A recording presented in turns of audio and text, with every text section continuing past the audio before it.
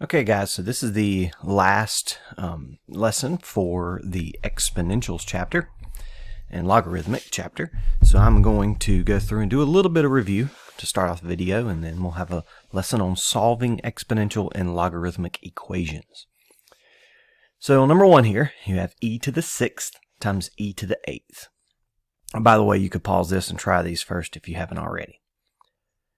E to the 6th times e to the 8th. When you multiply like bases, you add the exponents, so that would be e to the 14th.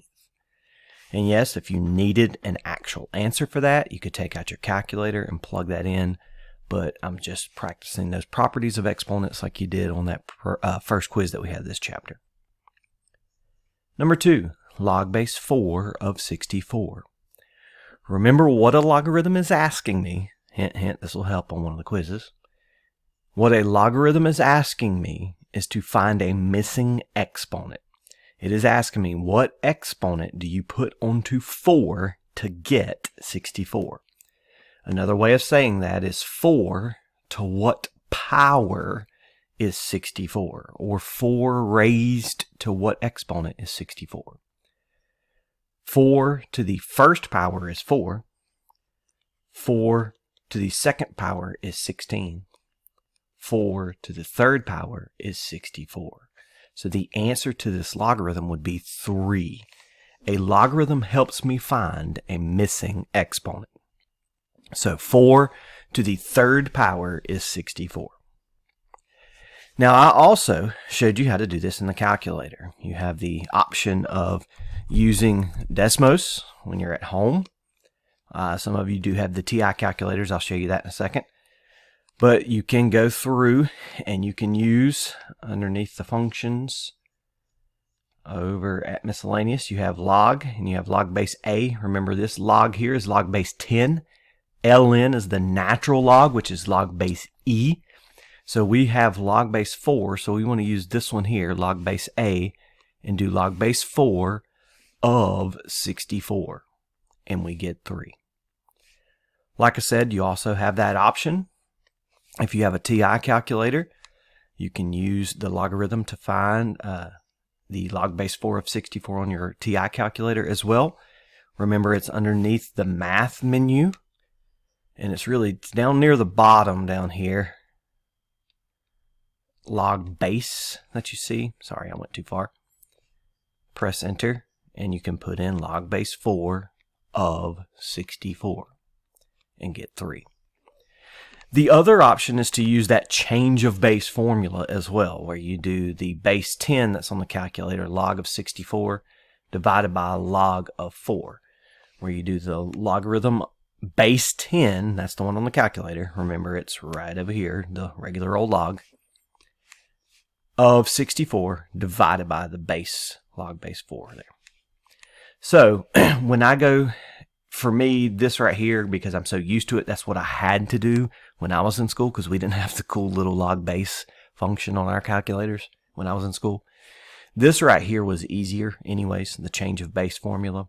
And for me, I can still type this in pretty fast, a lot of times faster than some of you guys can find the actual logarithm base 4 in your calculator. So it's up to you. Doesn't matter to me which one you use. Number 3 was using our properties to expand this logarithm. Remember, to expand a logarithm, in our own words, essentially means we're taking and we're splitting this logarithm apart into multiple logarithms.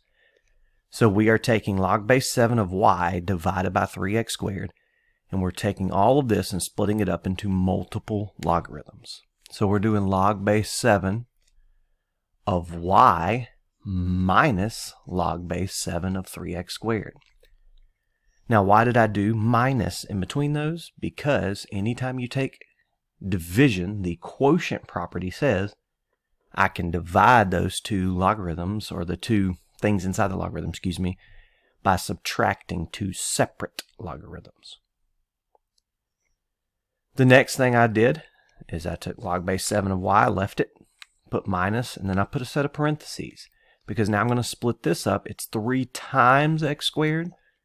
So I do log base 7 of 3 plus log base 7 of x squared.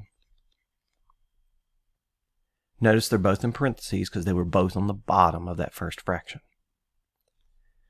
The final thing for expanding is you can take that exponent that you see inside the logarithm here, and we move the exponent to the front. So it'd be 2 times log base 7 of x. Notice I didn't move it to the front of the whole problem or the front of the parentheses. I moved it only in front of the one where it was raised to the power.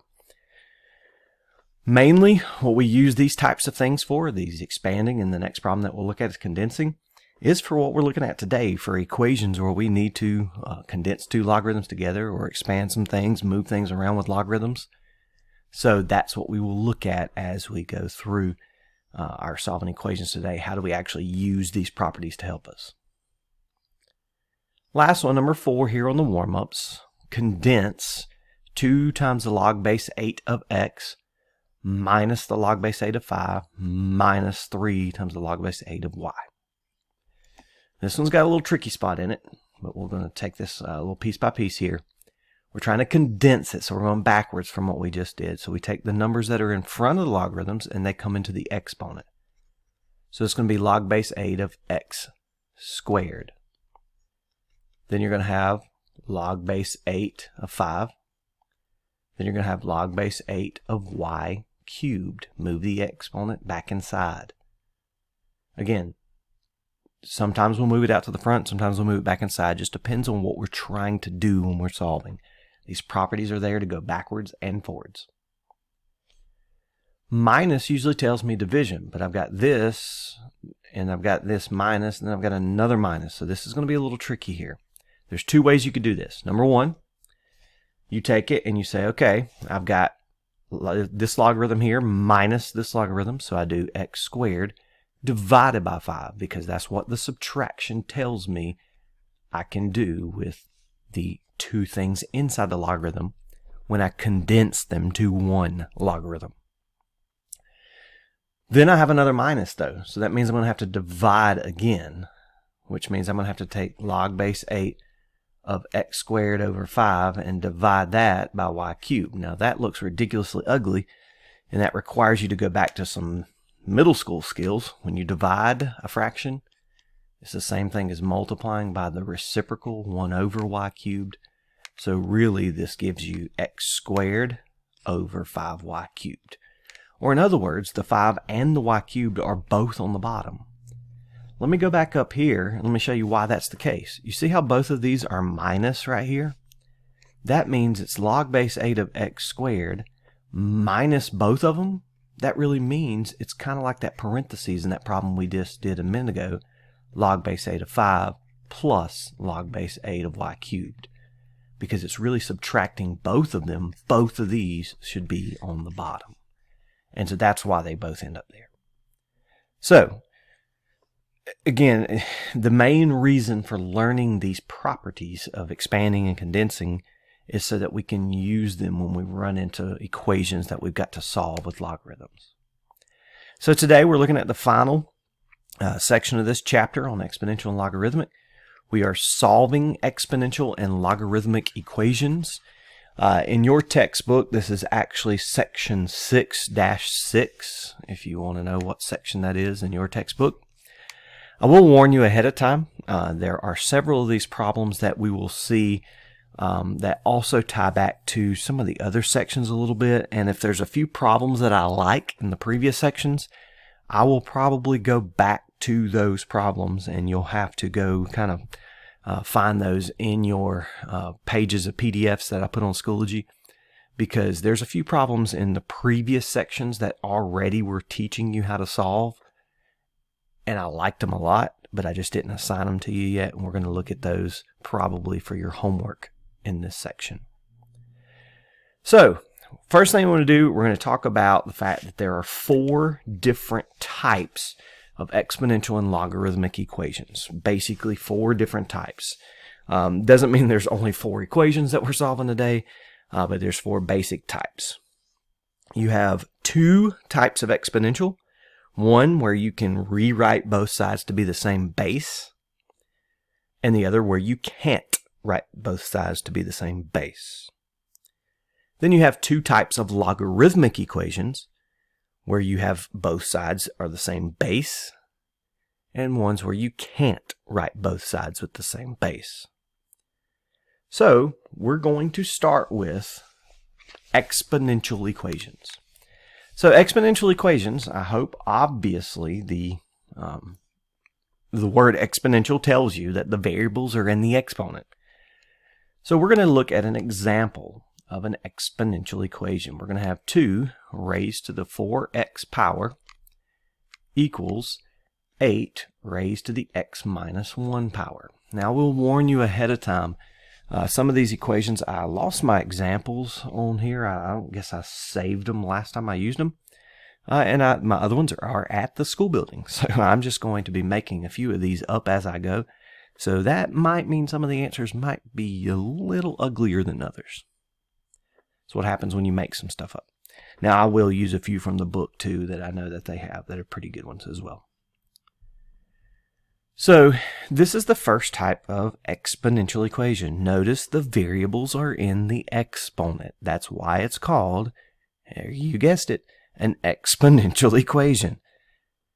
We can write both sides of this equation using the same base because 8 can be rewritten to be in base 2 like the left-hand side is.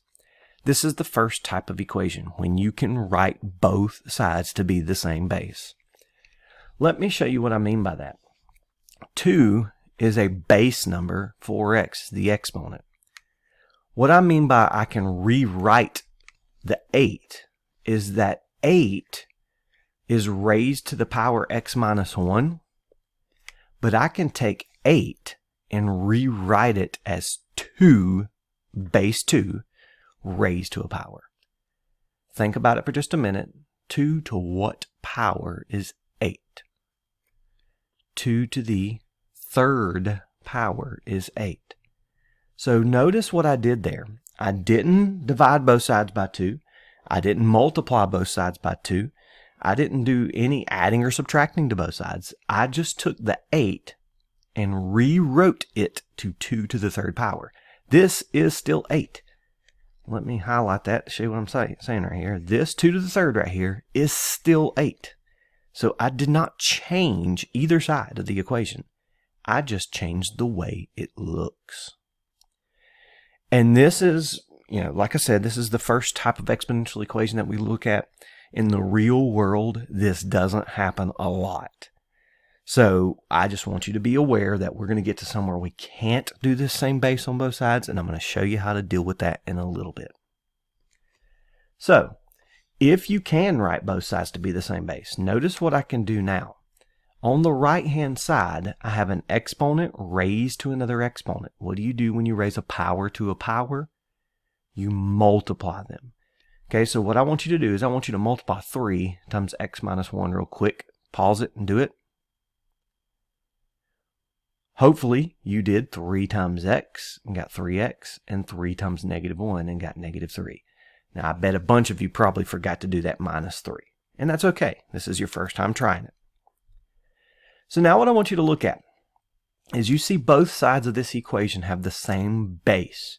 2 to the 4x power equals 2 to the 3x minus 3 power.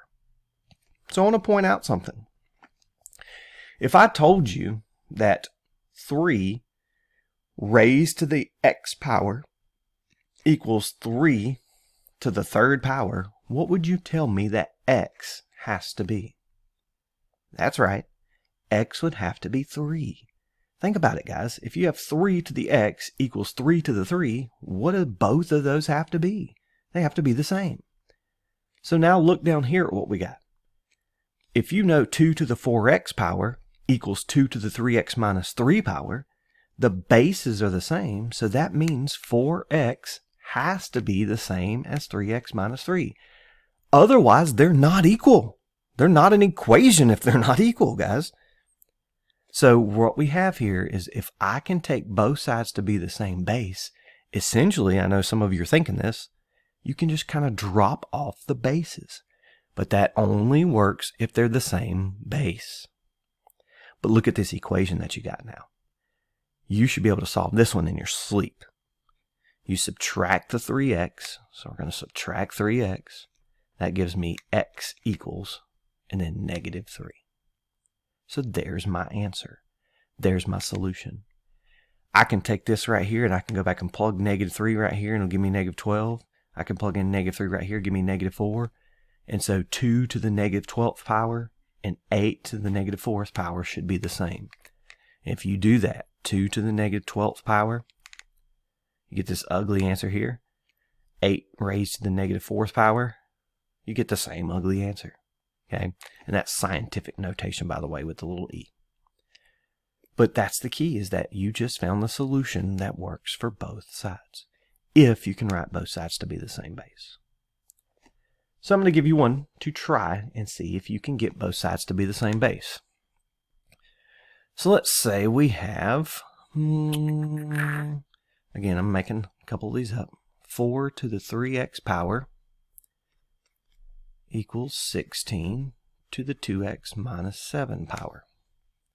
So I want you to try and see if you can get both sides to be the same base first.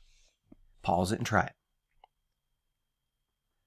Now that you've tried to get both sides to be the same base, you should be able to tell me that 16 can be rewritten, again, remember what I said, rewritten, not changed, to 4 squared, because 16 is 4 squared.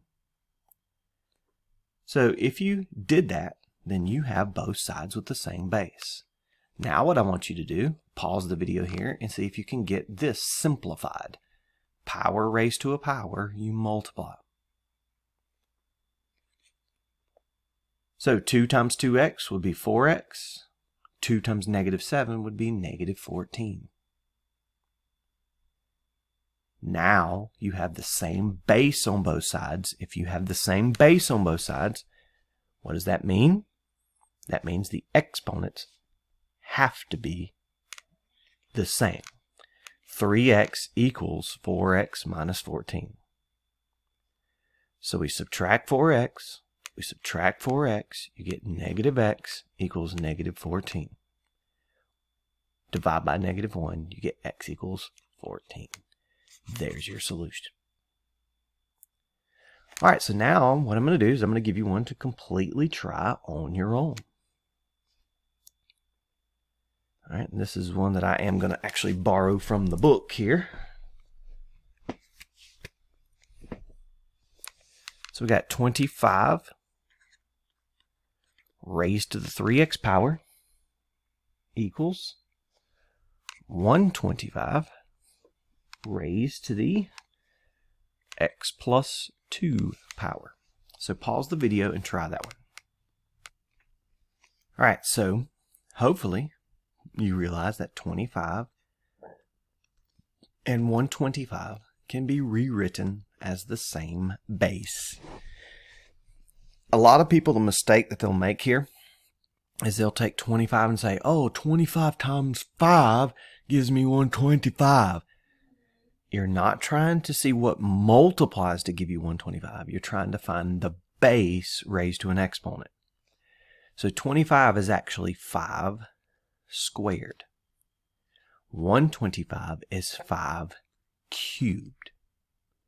So notice I'm trying to get the same base on both sides.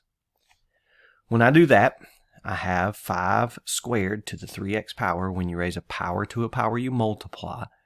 So that would be 5 raised to 2 times 3x is 6x. 3 raised to this power here, power raised to a power. You have 3 times x plus 2, so that'd be 3x plus 6. When you have the same base on both sides, that tells you that the exponents also have to be the same. So the 6x would have to be equal to 3x plus 6. There's no way around it because it's an equation. That's what equals means. So this base 5 raised to this power equals the same base 5 raised to this power. The exponents have to be the same. 5 to this equals 5 to this. The this and the this right here, sorry, have to be the same. So then we just subtract 3x. That gives me 3x here equals 6. divide by 3, and x is equal to 2. And so there's my solution to my equation. All right, so that's what it looks like when you can write both sides to be the same base. If you can't write both sides to be the same base, you run into an issue. So I'm going to start with the easy one, and then we're going to look at the hard one. I'm going to show you a little shortcut on the harder ones as well.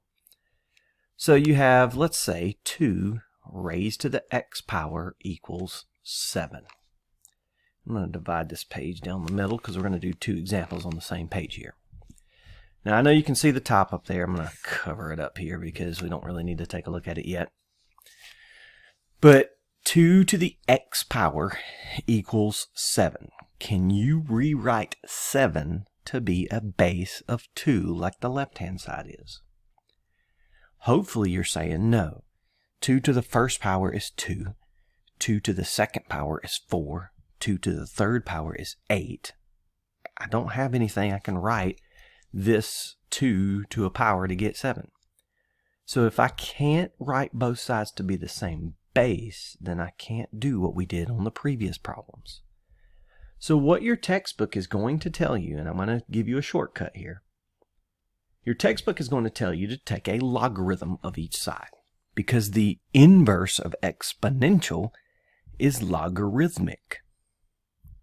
So what does that mean, Mr. Harrison? Well, if you have 2 to the x power and you need to get the x out of the exponent, or trying to get the x by itself, that means you have to take a logarithm with base 2 on both sides. That's what your book is going to tell you. Because the opposite, or the inverse of exponential, is logarithmic. So it's not wrong. It's just I'm going to teach you how you can go back to what we talked about with the definition of a logarithm, and you can make this so much easier on yourself. So let me show you what they're explaining to you. What they're going to say is, because both sides have this 2 raised to the x equals 7, and you don't have a base 2 on both sides, you take a logarithm base 2 of the left-hand side, and you take a logarithm base 2 of the right-hand side. Here's the reason. What you're doing is the same thing on both sides, and you're doing the opposite of exponential. And if you'll go back to that logarithmic video, if you don't remember this, when you take a logarithm base 2 of something that is exponential base 2, it basically cancels it out to just the x. So you just found out that x is equal to log base 2 of 7. And now you can take your calculator out and you can find the answer, log base 2 of 7. Now I'm going to use the one on the TI calculator just because it's quicker for me to find than the one in Desmos. But log base 2 of 7 in the calculator, you can use Desmos as well. Press enter, 2.807. There's my answer. I've got my answer for x. Now remember I told you with logarithms I typically go to 3 decimal places to the thousandth place. Mainly to try to stay as precise as possible and as accurate as possible when it comes to finding solutions for logarithmic equations and exponential equations. So when you look at this, there's your answer. If you take 2 and you raise it to that power, 2.807, you should get 7. So if I take 2 and I raise it to the 2.807 power, I get 7. Well, really, really close, 6.998. And that's the issue with rounding. Like I said, it's never going to be perfect. So, Mr. Harrison, what's the shortcut? That's still pretty short. Well, I want to show you a shortcut. I want to tell you that you can skip straight from this step to this step if you remember the definition of a logarithm. Remember what a logarithm says. This base raised to this exponent equals this number. Wait, what? I don't get it. All right, let's go back. I gave you this when we did the logarithm stuff. Log base b of y equals x. I told you that this base raised to this exponent equals this number. That's the definition. But look at what that tells me. That also tells me I can go backwards. If I want to find x, I can do log base b of y, because b to the x power equals y. That is what the definition of a logarithm is. So if I have 2 to the x equals 7 and I want to find x, I do log base 2 of 7, because this base raised to this exponent equals this number. And what I did there is I just took and I used the definition of a logarithm and I rewrote it into logarithmic form. Guys, that was the first thing we practiced when we did logarithms, is taking exponential form and writing it into logarithmic. So you can skip this middle step. So let's look at another example there and see what that looks like. Let's look at another equation, logarithmic equation, that doesn't have the same base on both sides. Let's make this one just a little bit more complicated. Let's say we have 7 to the 2x power equals, I don't know, let's say 28. Make it a little interesting here.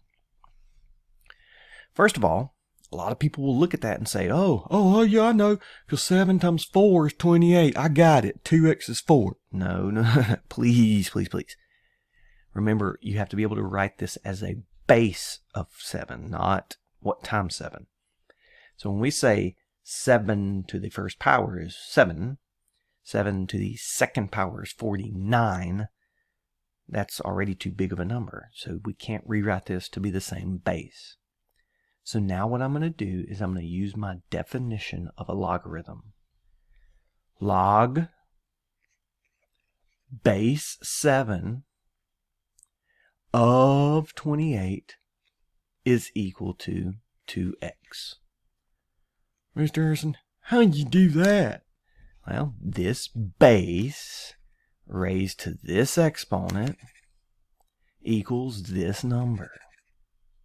That's the definition of a logarithm.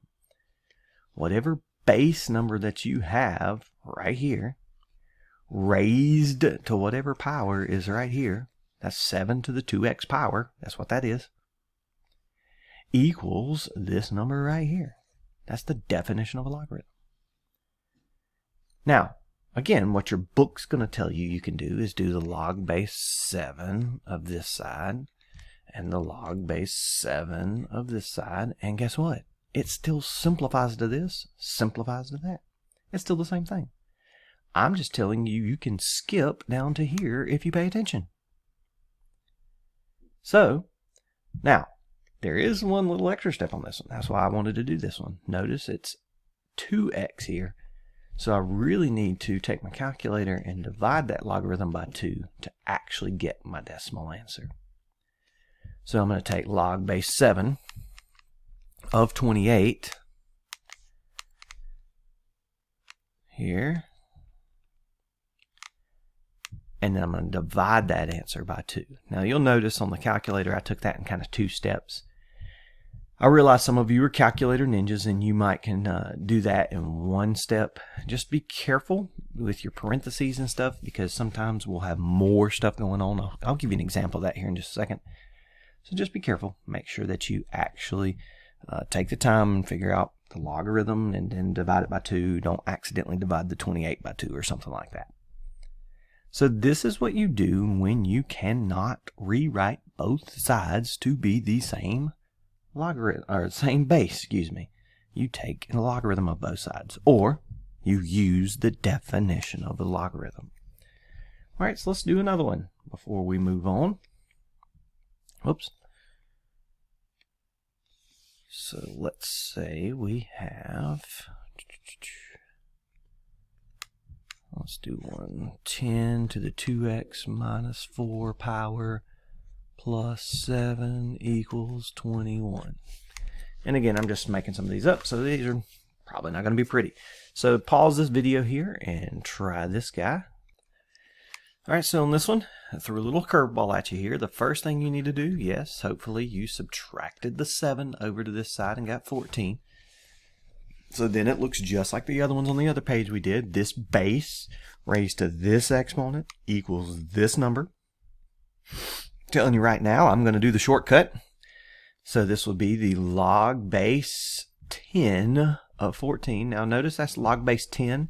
Remember, log base 10 is the common logarithm on your calculator. So I'm going to not even put the base 10 there. If you write the 10 there, it's okay. It's not wrong. Then it equals 2x minus 4. This base 10 raised to this power equals this number. Now, if you want to do what your textbook told you to do, and you want to do the log base 10 of this side, and then the log base 10 of this side, you can do that. It's still the same thing because this cancels out to 2x minus 4. Again, I just like skipping down to here. So, notice this one has a little bit more going on. You have the minus 4 and the divided by 2 that you're going to have to do, or the plus 4, excuse me, that you're going to have to do. So you have to add the 4 to the logarithm. Notice this log 14 plus 4, not 18 there. And divide everything by 2. And so that is going to be a little trickier in the calculator. That's why I said I like to take it piece by piece. So I like to take log of 14 in my calculator, press enter, add 4 to that, press enter, divide by 2, press enter. 2.573. So I'm not telling you that you can't do all of this all at once. I'm just telling you you're going to have to be careful on your calculator. If you try to do it all at once, you're going to have to make sure in the calculator that you put a parentheses of log 14 plus 4 on the top, and then divide that whole set of parentheses by 2 on the bottom, and you can still get the right answer. Just personally, I just kind of take it piece by piece just because I don't like to screw up an answer just because I forgot one parenthesis somewhere. So that's my suggestion. All right. So that's what you do when you can't write both sides to be the same base. You use the definition of a logarithm. This base raised to this exponent equals this number. This base raised to this exponent equals this number, and you can rewrite it and find an answer using a logarithm in the calculator. So let me show you one quick little example of an ugly one where you can't write both sides to be the same base. And what I mean by that is a particular problem.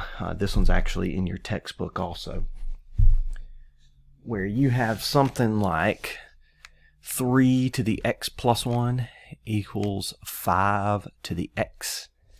And when you have something like this and both sides have a base that is different, and you can't rewrite both sides to be a base that is different, this is when I'm strongly going to suggest to you that you use a calculator to find out where this equation intersects the other equation, like we did earlier in the school year, where we found out where two lines or two curves cross each other. That's going to be my suggestion. But if you wanted to solve this one, what you would have to do is you'd have to go through a bunch of ugly log-based stuff. What I mean by that is you'd have to take the logarithm of this side. Notice I did log base 10. And the logarithm of this side. Again, I did log base 10. The reason I did that is because both of them are base 3 and base 5. I can't use base 3 or base 5. I've got to use different logs. I'm going to use base 10 because it's the easy one on the calculator. So then I use my properties of logarithms. Notice this has an exponent. I move it to the front. So I do x plus 1 times the logarithm of 3. Move this exponent to the front. Move this exponent to the front. It's x times the log of 5. So if you distribute over here, you're going to get x times the log of 3. And log of 3 times 1 is just going to be a log of 3. Notice, like I said, this one gets ugly. That's why I said I suggest using the calculator. I'm going to show you in just a second what that looks like. So then we take this. I'm going to move this logarithm here. I'm going to move this logarithm here. I'm going to show you why. But see, I've got the x in front of this one and the x in front of this one. If I subtract that logarithm, x log of 5 over here, and I subtract this one over here, minus log of 3, now I have just a number on the right-hand side. And that's the reason I did that, is to move that number. Here's the other reason I did that. Since both of these have x, now I can factor out the x, divide the x out to the front, and this will be log of 3 minus log of 5. Now, I could take that and also simplify that into log of 3 minus log of 5 is the log of 3 over 5. That's condensing those two logarithms together, equals the negative log of 3. Then to find x, now I just divide this side, and x would be equal to negative log of 3 divided by the log of 3/5. And I apologize that I ran out of room there. In fact, I'm going to write it in a slanted version to make it a little bit easier to see. Divided by the log of 3/5. And that would give me a decimal answer for x. So I take out my calculator and I do negative log of 3 on the top. And I'm going to do this all in one here to show you what that looks like. Divided by the log of 3/5 on the bottom. Press enter. 2.151 if you round it. So x is approximately 2.151. Now I did that really quickly because I want to show you something. When it gets to be this ugly and I can't just rewrite it really quickly using a logarithm like we did back here, then what I want to do is I want to take this right here and I want to just type that into like a Desmos, or even TI calculators do it. Desmos is a little bit easier, and see where they cross. So I'm going to take y equals, and I'm going to do 3 raised to the x plus 1. Oh goodness, need to stay in the exponent there. Why is that not liking me? Alright, so let's try this. Let's do parentheses. There we go. There's my exponential equation. And I want to find when that crosses 5 to the x. So I'm going to type in on the second one here, y equals 5 raised to the x. So notice, you're not going to be able to tell down here, but those would actually not touch each other down here. Remember that asymptote thing we talked about? But if you look right up in here, sorry, let's go right there. You should be able to see, oh goodness, why is it not liking me?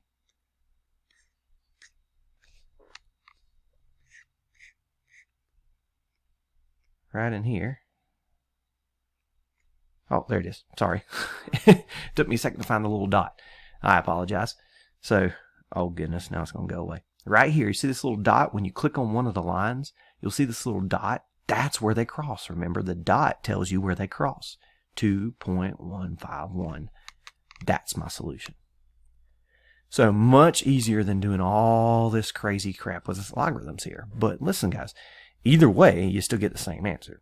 My suggestion just is, if you can't rewrite the logarithmic form really quickly, rewrite the logarithmic form really quickly, rewrite the logarithmic form really quickly, you got two different bases like that on both sides, my suggestion is to go the old graphical way. Find out where those two graphs cross each other on the graph.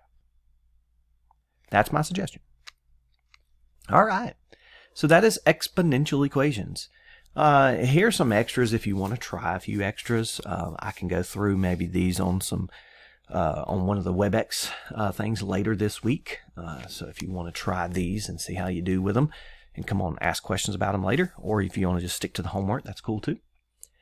I'm going to move now to our logarithmic equations. I'm going to come back to this Newton's law of cooling thing here in a little bit, and an example of how you use these in some real life situations here in just a little bit with a bank account.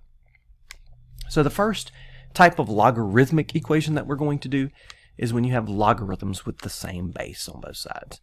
Again, I'm just going to make this guy up. Log base 6 of 2x plus 1 equals log base 6 of, let's say, 6x minus 8. Making stuff up, so it might be ugly. Alright, so on this one, you have log base 6 of 2x plus 1 equals log base 6 of 6x minus 8. think about the equations that we did with exponential where the bases were the same on both sides. Guys, this one should be easy.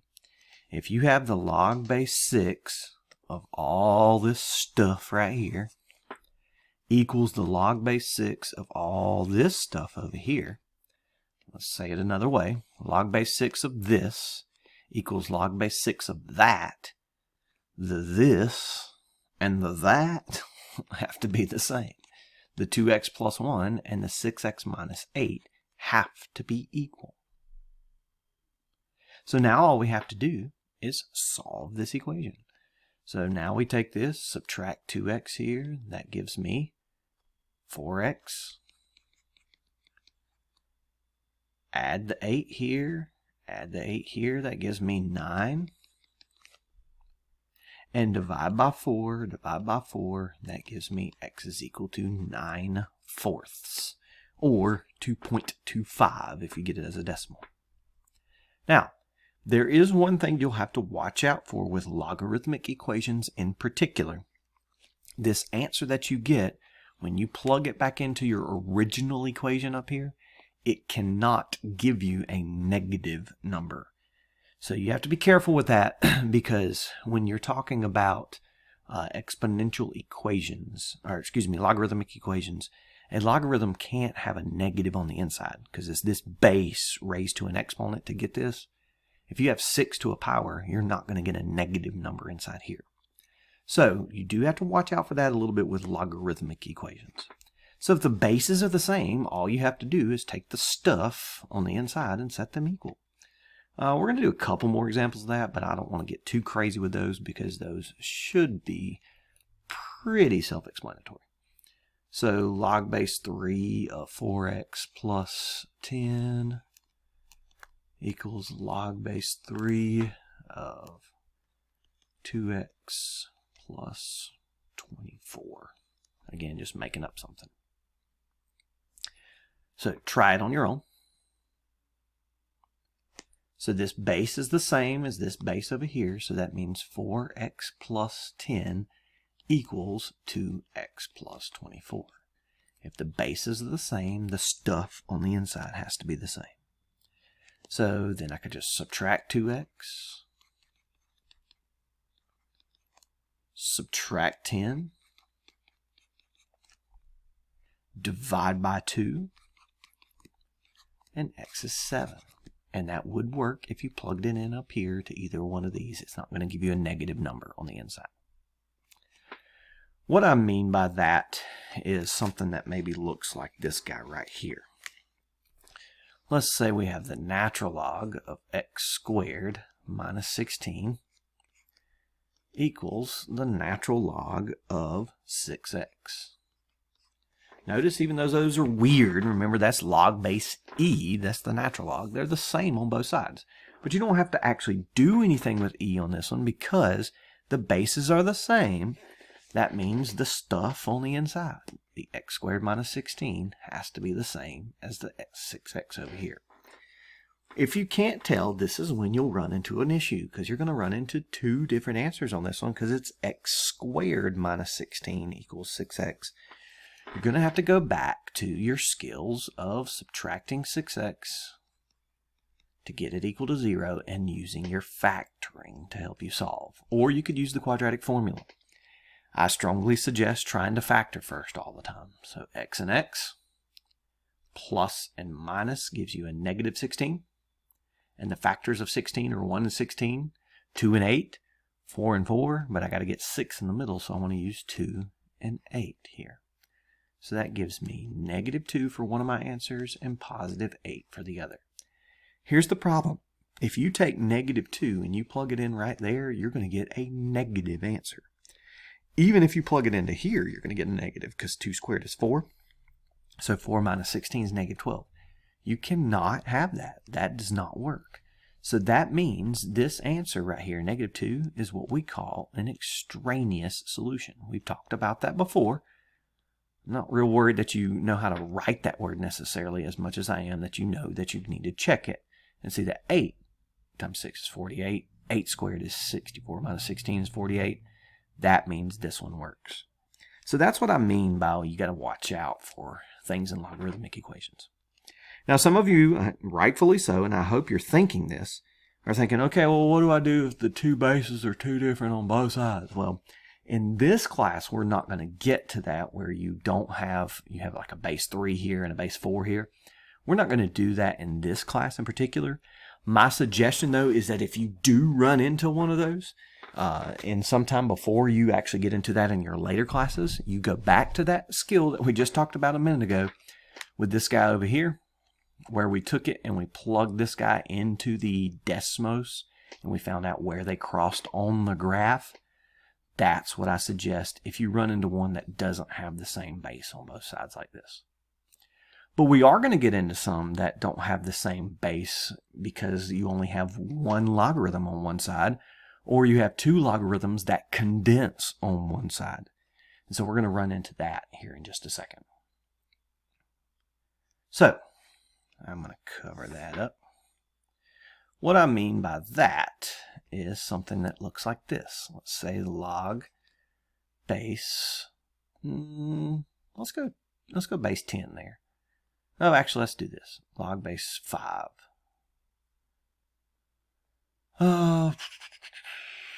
of x minus 1 equals 2.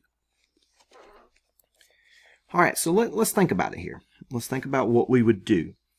We're saying log base 5 of x minus 1 equals 2. We need to get x by itself. So we need to get x out of the logarithm. Now, here's the key. A lot of people will start trying to take this and start trying to add 1 and stuff. Guys, that x minus 1 is inside the logarithm. I know you don't always have parentheses around it in your textbook, but I try to do that as much as I can. Sometimes I forget here and there, or sometimes I get in a hurry and don't write the parentheses. But we're saying that x minus 1 is inside the logarithm. So what we're saying there is that you've got to get rid of the logarithm first before you get rid of the minus 1. So what you should recognize from what I said earlier is that the opposite of exponential, or the inverse of exponential, is logarithmic. So the opposite of logarithmic, or the inverse of logarithmic, would be exponential. And so what you will see sometimes is your textbooks will tell you to do something called exponentiate. That's why this title of this slide said exponentiating. I don't like that title, and I don't really like what your book tells you to do, or some textbooks tell you to do. I can't remember if your textbook actually tells you to do this or not, because we got a new one this year. But what I will do is I'll talk about what it's telling you to do. What it's telling you to do is the opposite of base 5 logarithm would be raising it to the power on base 5, or taking both sides of this and doing log base 5 of x minus 1 as an exponent and 2 as an exponent. But notice I put the same base on both sides. That's what it's telling me to do, because it's going to cancel out, because they're inverses, into x minus 1 equals 5 squared, and then you just solve this equation. I don't like that, and here's why. Because I think there's a simpler way. Remember way back over here when we were doing exponential equations, and I told you guys that this base raised to this exponent equals this number. That's the definition of a logarithm. So 2 to the x power equals 7. 2 to the x power equals 7. We went backwards and wrote it into a logarithm to find x. Well, think about it the other way around. You have this logarithm equals this. So think about it. That means this base raised to this exponent equals this number. That's the same thing that we did earlier, guys. That's the definition of a logarithm. This base raised to this exponent equals this number. This base 5 raised to this exponent 2 equals x minus 1. That's the definition. And so, guys, you don't even have to think of this exponentiating stuff that some textbooks will teach you. All you have to do is say, oh, the logarithm means this 5 raised to the second power is this. What is 5 to the second power? 5 to the second power is 25. If that's equal to x minus 1, you add 1, the answer is 26. There's my solution. So if you have a logarithm that doesn't have another logarithm on the other side, all you got to do is use the definition of a logarithm. So it doesn't matter what the base is. You can do this because that's the definition. So let's look at an example of that. Let's say we have something like log base 10 of, I don't know, 2x minus 4 equals 2. Just making something up there. So try it if you want to on your own using the definition of a logarithm. You can pause it and try it. So if you look at this base 10, 10 to the second power is 2x minus 4. There you go. What's 10 to the second? 100. How do I subtract, or excuse me, add 4 here? You get 104. And I divide by 2, so then that gives me x is equal to 52. There's my answer. So, hopefully, straightforward enough there. Hopefully that's not too big of an issue. So now let's talk about what it looks like when we get something maybe a little bit uglier, not like this. Maybe there's not just one logarithm on one side. What if you have something that looks like this? Let's say log base 10 of x. Tell you what, let's not do that. Hold on just a second here. Sorry guys, that's what I get for trying to make one up off the top of my head. So let's try this. Log base 3 of x plus the log base 3 of x minus 6 equals 3. So if I'm looking at this, notice I have 2 logarithms on this side. Now some people, the first thought, what they do is they start going back to that one that we had. Oh, it's the same base, so you just drop them off and do x equals x minus. No.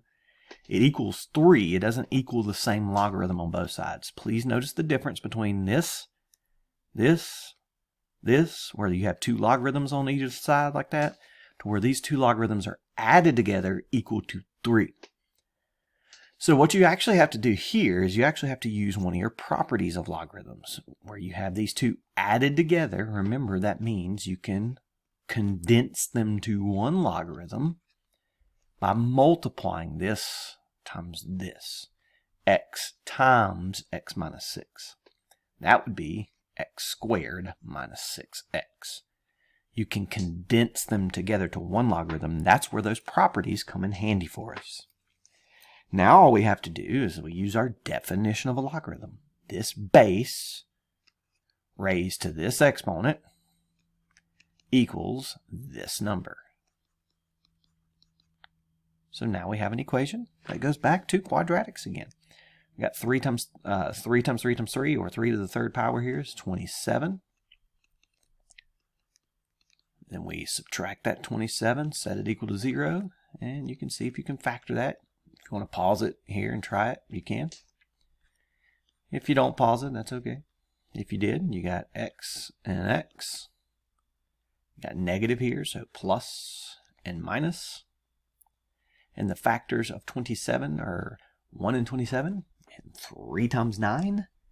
So 3 times 9 will give me the 6 in the middle also, because if you put 3 here and 9 here, that'll be negative 6 in the middle. So my 2 solutions would be negative 3 and positive 9. Or would they? And that's where, again, you gotta be careful. If you take this negative 3 and you plug it in here and you plug it in here, you just got negative numbers inside your logarithms. And remember we said that is called extraneous. But you still had to do all this work here to get this, because that's still giving you the correct solution over here that does work. 9 here and 9 here works. But when you're dealing with this, yes, you do sometimes end up with what we call an extraneous solution. So when you are dealing with logarithms and you got to add both logarithms there to both sides, or you got to add 2 logarithms together, sorry, misspeaking here, you have to use your properties to condense them sometimes. But then you're still just using the definition. This base raised to this exponent equals this number. That's the definition. All right, let's do one more kind of little ugly guy here, and I'm, again, going to make another one up here, so it might be a little issue here. Let's use natural log, because we haven't used this guy yet. A natural log of, let's say 2x minus the natural log of 4 equals 6. All right, so notice on this one you got natural logs. Notice again they're both on the same side. They're not equal to each other, so you can't just drop them off. Notice they're subtracted this time, though. So that means you can condense them to one logarithm. But when you condense them to one logarithm, remember, subtraction tells me when I condense it, I'm going to divide the stuff on the inside. So I have to do 2x divided by 4. So that would be actually 1/2 x. Or 2x divided by 4, you could also simplify that to just x over 2. I don't really care which way you decide to do that. It doesn't matter to me. I would prefer, for me, x over 2. That's just me. Now this one's a little tough because you have to remember this is one of those special ones here. This is base e. So that means e raised to the 6th power equals x over 2. And so then I would have to multiply the 2, so that'd be 2e to the 6th equals x. So how would I actually find maybe a decimal approximation for this? Well, again, the calculator comes in handy. All you got to do is go to the calculator and type in 2e, because it knows e is 2.71828182845 but you don't have to know that. You just raise it to the 6th power. 2e to the 6th is 806.858 if you round that. So 806.858. Beautiful, tiny little number there. Guys, don't be surprised, especially with base E, to run into some really big answers occasionally, especially when you get to the final test for this chapter later this week. So basically now we've gone through all 4 different types of equations that you could see when you're dealing with exponential and logarithmic. So what I want to end with on this video here is I want to end with a couple of examples specifically with exponential that show you how to use exponential in more of a real life type context. One of those examples that I want to use with you is I want to show you an example of a bank account. And we've briefly talked about this one when we learned what a logarithm was, but now I want to just kind of hammer it down at, wow, can't spell account. Really want to hammer it down here and show you what that actually would look like maybe in your real life context. Okay, so let's say you want to set up a savings account, okay, and you listen to Mr. Harrison, you pay attention in this exponential chapter, and you graduate high school and you have $1,000. You want to start a bank account. So you go to the bank, they offer really, really low interest, maybe like 0.25%. But then you find an online bank through like Citibank or something like that, and they tell you that they'll offer you 1.5%. So obviously, the higher percentage is going to be better. It's a little bit weirder because you have all your stuff online instead of having a physical bank to go to. But that's why they can offer higher interest.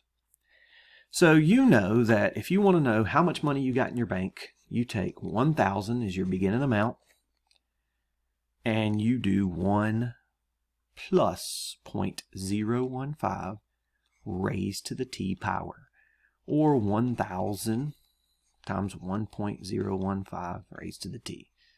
That's the amount in your bank account. Okay. Now, you should have used this several times on the last quiz and the previous quiz before that. And I am working my way through those grading as well. So when you look at this guy right here, typically what most of us would do is say, okay, how much money am I going to have after 20 years? So I take 1,000, type in 1,000, I do my parentheses, 1.015, close my parentheses, and then I'm going to raise this guy right here to the exponent of 20 years. Okay, I've only got $346 extra dollars. So $1,346.86. Still not bad. Not a bad thing, because remember, we only deposited one time and we just let the money sit there. Remember, multiple deposits actually helps you a lot, And the longer you let it sit there, the better, because the shape of these graphs make a ramp. So, what we want to look at here is, what about the other side of this? How long would it take me to get to $2,000? So how long would it take me? Well, this is where I plug in 2,000 for y, and I solve this for t. This is what we've been doing all class. So I want you to see if you can get this guy right here. Solve it for t by getting the exponential equation by itself and then using a logarithm. So hopefully you paused it and tried it. If you didn't, it's okay. I'm not going to be mad at you. You divide by 1,000. That gives me 2. And you have 1.015 to the t power. Again, this base raised to this exponent equals this number. So you can do log base 1.015 of 2 is equal to t. This base raised to this exponent equals this number. So now all I have to do is take out my calculator, and it'll tell me how much time I need to do that. Again, I kind of like the TI calculator for this, but you can use the Desmos calculator. And I'm going to do log base 1.015 of 2 to get my time. 46.55556, 46.555, or in other words, 556 here. It's a good caliber, by the way. 556. We've got 46, really 47 years.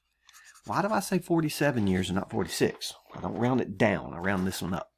Because remember, with this interest, this equation here is added once a year. If it was added more than once a year, you'd have multiple things here. You'd have a divided by the number of times, and you'd have t multiplied by the number of times a year also.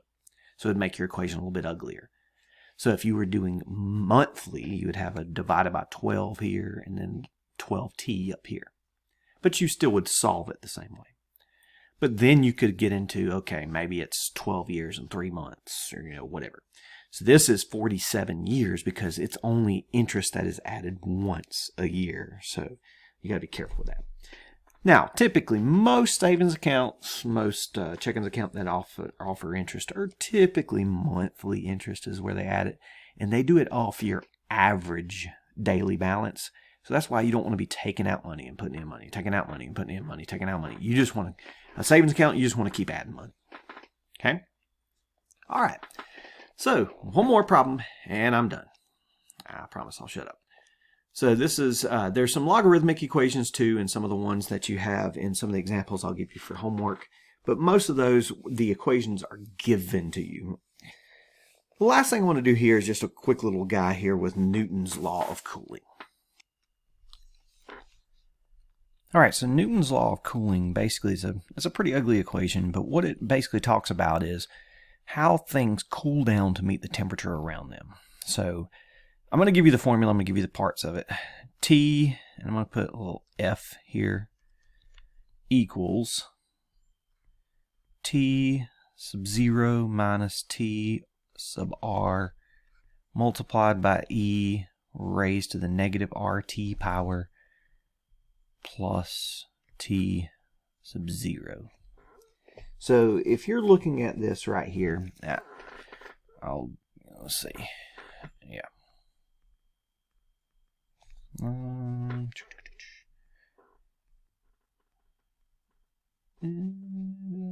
Yes, sorry. Having issues here. All right, so. Oh goodness, no, I didn't do that right, goofy. This would be T sub R over here. Sorry. So if you're looking at this little guy right here, I know it's kind of a wild, crazy looking equation, but you'll want to copy this guy down because you'll use him later. Maybe on the test or something like that. Maybe for a bonus question or something like that. T sub F, essentially what that is the final temperature. T sub 0 is the initial temperature, or also what we call the beginning temperature. T sub r is what I like to call the room temp. But when I say the room, this also technically could be outside if you were talking about something sitting outside. This could be the surrounding temperature, or sometimes people will say the environment around it. So they'll use like T sub E. I like to use just T sub R, room temp. It just helps me remember. Then you have the R, and this is the cooling rate, whatever the cooling rate is of the object that you're looking at. And the T, the little tiny t, is the time. And most of the time this is in minutes. It can be converted to hours and things depending on what you're looking at, but most of the time this is in minutes, Newton's law of cooling. An example of what I'm talking about here is you boil some water on the stove, or you cook some soup, it gets to boiling hot temperature, and you want to know how long it takes before you can eat it. If you know the room temperature, you know the temperature that the boiling stove, the boiling soup came off of. What's the final temperature you want it to be when you can eat it? Maybe it needs to be 70 degrees, whatever. This is where you would use this. I'm going to use kind of a little goofier example. We're going to use an example of a dead body. Now, I know that sounds kind of morbid, but Newton's law of cooling is used to figure out how long a body's been sitting there. What do you mean, Mr. Harrison? Well, if you walk into a house and you find a dead body, the initial temperature of a human being is 98.6 degrees, or close to it. So that's T0. The room temperature can be found by looking at the actual room temperature. So let's just say the person keeps their house at 71 degrees. The cooling rate for a body is 0.02, so negative 0.02 times T, because we don't know how long it's been sitting there. Again, the room temperature is 71. Notice this plus 71 takes this exponential function and moves it up 71 spaces. That means there's going to be what we call that little asymptote at 71. And so this is going to be a decay function that's going down towards 71 degrees because that's what the body is going to cool down to. So it's going to be a decay function that's cooling down to that 71 degrees. I know this is morbid. You could also do this, like I said, with hot soup or something. What is the final temperature? Well, the final temperature is whatever it is when you get there. So, for instance, if you take a thermometer and, jam it into somebody's chest, or, whatever you do to find the final temperature of the body, you can figure out how long it's been sitting there. So let's say it's 86. So it's obviously been sitting there for a while. 98.6 is what it started at. It's cooled down to 86. But how long? That's where this little t comes into play, and we solve this equation. Now, I know this looks scary when you first look at it, but take it step by step. If you subtract the 71 from 86, you're going to end up with 15. You do 98.6 minus 71 here, you're going to have 27.6.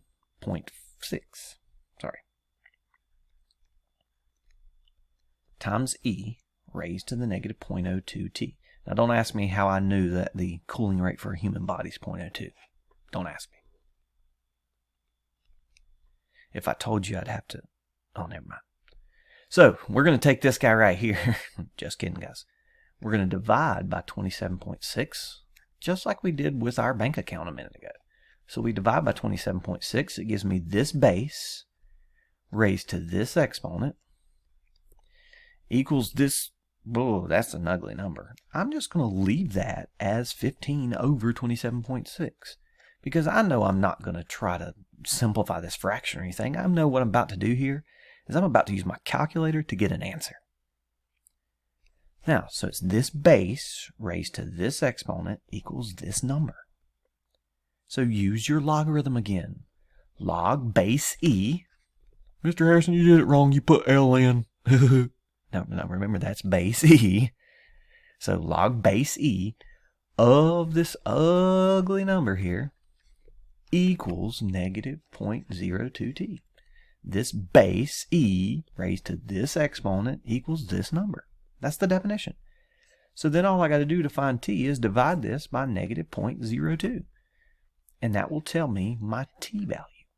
So I take out my handy dandy calculator, I hit the natural log of 15 divided by 20, oh goodness, what was it, 27.6? Sorry, brain fart there for a second.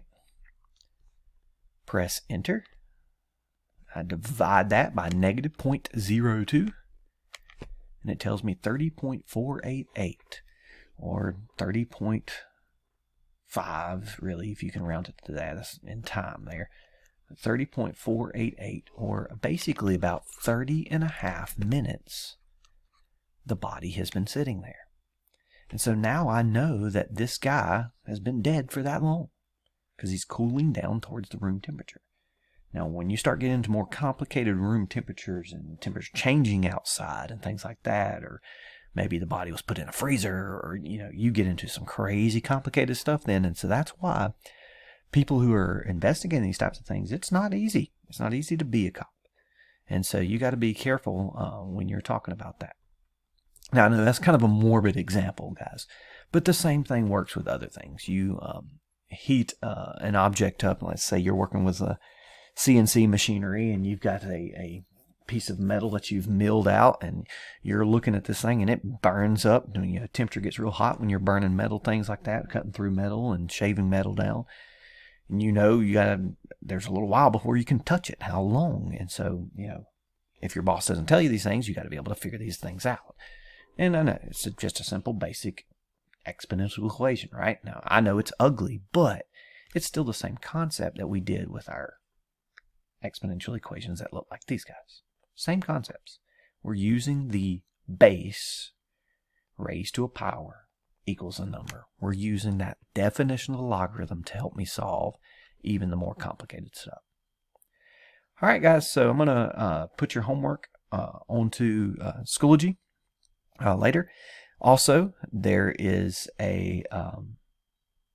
you'll need to realize that some of the problems will be from previous pages, so it's going to be a little better if you do some of these by hand and send me pictures instead of going through. Some of you I know have used the online textbook.